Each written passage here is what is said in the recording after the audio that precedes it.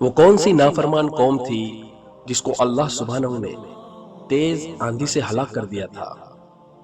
اے قوم عاد، بی قوم ثمود، سی قوم لوط، ڈی قوم نوح۔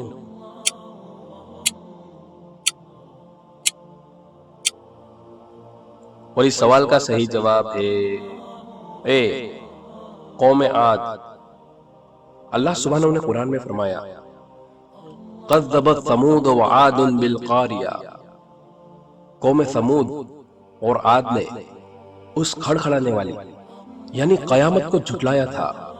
فَأَمَّا ثَمُودُ فَأُهْلِكُوا بِالطَّاغِيَةِ، تو سمود کو سخت ہیبتناک چیخ سے ہلاک کر دیا گیا۔